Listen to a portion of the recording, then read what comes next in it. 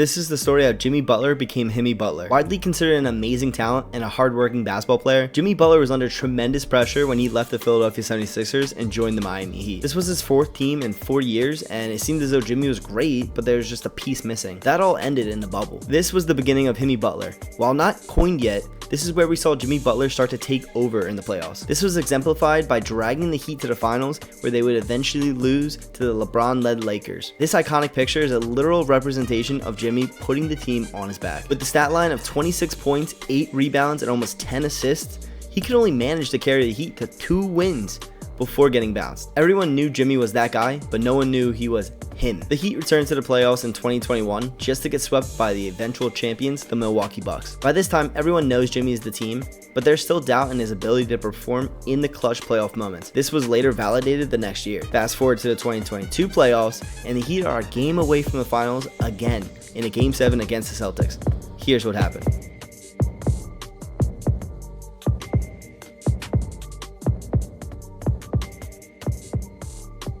This shot created a huge argument in whether Jimmy Butler should have taken a shot and if he were made for the big moments. Personally, I think this was a great look, and if he didn't take this, I don't think the Heat would have gotten a better chance to win. Following this loss, Jimmy Butler had this to say. So we had enough. Next year, we will have enough, and we're going to be right back in the same situation, and we're going to get it done. Now, so many players say this, yet so few of them capitalize on the opportunity. Jimmy Butler was one of them, but not Jimmy Butler. Towards the end of the 2023 season, the Heat were a play-in 8th seed team. They had many holes in the team, let alone the opponents that were better on paper, such as the Bucks and the Celtics. The Heat eventually met the Bucks, the team that kicked them out just 2 years ago, and against all odds, the Heat overcame the #1 Bucks in the first round. Speaking of odds, I'm going to turn it over to the sponsor of this video, BetUS. If you're a sports bettor like me, looking to take your game to the next level, look no further than BetUS, the ultimate online sportsbook and casino. Whether you're into horse racing, esports, even casino games such as blackjack, roulette, baccarat, BetUS has it all. And here's one of the best parts. BetUS has some of the best odds out there. You got prop bets, parlays, and to top that off, BetUS has amazing customer service that's available 24/7. They got your back no matter the time. Something else that's awesome is that BetUS pays out your winnings within 48 hours. Now, if you're new to BetUS, you got a special treat coming. Sign up today, you get a sweet welcome bonus of 125% up to $2,500. That is amazing to start out your betting journey or to switch to a new book that has better options than the rest. So again, we want to thank BetUS for partnering and helping out with this video. If you want to join,